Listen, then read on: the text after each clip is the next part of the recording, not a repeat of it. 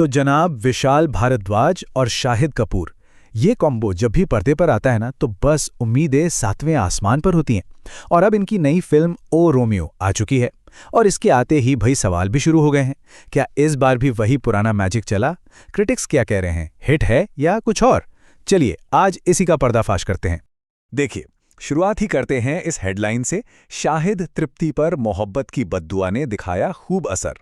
मतलब ये कोई हल्की फुल्की प्रेम कहानी नहीं है, ये जो पहले ही साफ हो गया। ये शब्द बता रहे हैं कि यहाँ जुनून है, तबाही है और मोहब्बत यहाँ कोई दुआ नहीं बल्कि एक बददुआ की तरह है। तो सबसे पहले बात करते हैं शुरुआती बज़ की। भाई कोई भी फिल्म आती है तो सबसे पहले यही देखा जाता है कि माहौल क्या है। तो ओ रोमियो को लेकर क्या चर्चा रही? देखिए, बॉक्स ऑफिस तो एक जंग का मैदान है और ओ रोमियो इस मैदान में अकेली नहीं थी। तगड़ा कंपटीशन था। लेकिन शुरुआती आंकड़ों ने ये साफ कर दिया कि पहले दिन की बाजी तो भारद्वाज और कपूर की जोड़ी ने ही मारी है। मतलब दर्शकों का पहला वोट ओ रोमियो को ही गया, जो किसी भी फिल्म के लिए एक जबरदस्त स्टार्ट माना जाता है। अरे बॉक्स ऑफिस से भी तेज फैसला तो सोशल मीडिया की जनता सुनाती है। और यहां देखिए, कोई कह रहा है एक रोमांचक रोलर कोस्टर, तो किसी ने लिखा जीरो बज लेकिन क्या शानदार फिल्म है। मतलब मिली-जुली लेकिन जोरदार प्रतिक्रियाएं। ये रिएक्शंस बता रहे हैं कि फिल्म लोगों के दिमाग पर असर कर रही है, एक बहस छेड़ रही है, और यही तो एक अच्छे सिनेमा की पहचान है। अच्छा, अब इन सब चर्चाओं से आगे बढ़कर सीधे कहानी के दिल में उतरते हैं। आखिर किस दुनिया की बात हो रही है इस फिल्म में, जहां प्यार और हिंसा दोनों एक दूसरे में बुरी तरह उलझे हुए हैं? और कहानी का सेंटर पॉइंट है ये किरदार, उस्तरा। नाम ही काफी है ना? 1995 का मुंबई और एक बेरहम हिटमैन जिसकी जिंदगी का एक ही मकसद है, अपने बॉस के लिए काम करना। लेकिन उसकी ये सीधी साधी या कहें कि खूनी दुनिया तब तक ही सीधी है जब तक एक औरत की एंट्री नहीं हो जाती। तो कहानी कुछ ऐसे आगे बढ़ती है। उस्तरा एक आईबी ऑफिसर के इशारे पर गैंगस्टर्स को ठिकाने लगाता है। फिर आती है अफशान, जो अपने पति के कातिलों को मारने का कॉन्ट्रैक्ट देती है, और बस यहीं से कहानी पलट जाती है। उस्तरा उसकी जान बचाता है और उसका मिशन अपना मिशन बना लेता है, और धीरे धीरे एक कॉन्ट्रैक्ट किलिंग, प्यार और बदले की एक पर्सनल जंग बन जाती है। इतनी दमदार कहानी को पर्दे पर उतारने के लिए दमदार एक्टर्स भी तो चाहिए। तो सवाल ये है कि ओ रोमियो में महफिल किसने लूटी? कौन था असली शोस्टॉपर? और इस पर ज्यादातर क्रिटिक्स एक ही बात कह रहे हैं। शाहिद कपूर तो दमदार हैं ही, लेकिन इस बार लाइमलाइट में कोई और भी है। तृप्ति डिमरी के लिए कहा जा रहा है कि ये उनके करियर का बेस्ट रोल है। पर असली सरप्राइज पैकेज निकले हैं अविनाश तिवारी, जिन्होंने विलन के रोल में जान डाल दी है, और साथ में नाना पाटेकर, जिनकी मौजूदगी कहानी में एक ठहराव और ह्यूमर लाती है।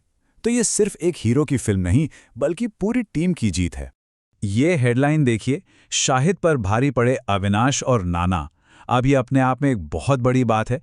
जब फिल्म में शाहिद कपूर जैसा स्टार हो और तारीफ सपोर्टिंग एक्टर्स की हो रही हो, तो अंदाज़ा लगाया जा सकता है कि उनका काम कितना ज़बरदस्त रहा होगा। क्रिटिक्स का साफ इशारा है कि फिल्म की असली जान उसकी पूरी कास्ट है।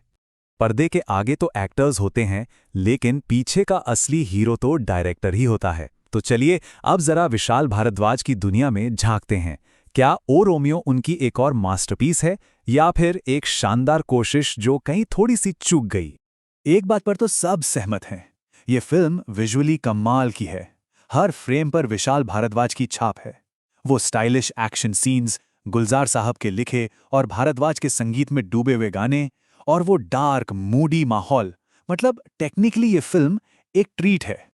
लेकिन जब बात रेटिंग्स की आती है तो कहानी थोड़ी बदल जाती है। जैसा कि साफ दिख रहा है, किसी ने इसे 4.5 स्टार दिए हैं तो किसी ने सिर्फ 3। इसका मतलब साफ है, फिल्म की आर्ट और क्राफ्ट की तो सबने तारीफ की है, लेकिन कहानी के असर पर समीक्षकों की राय थोड़ी बटी हुई है। तो वो कौन सी चीजें हैं जिन्होंने इसे एक परफेक्ट मास्टरपीस बनने से रोक दिया? लगभग हर किसी ने एक शिकायत जरूर की है, फिल्म की लंबाई।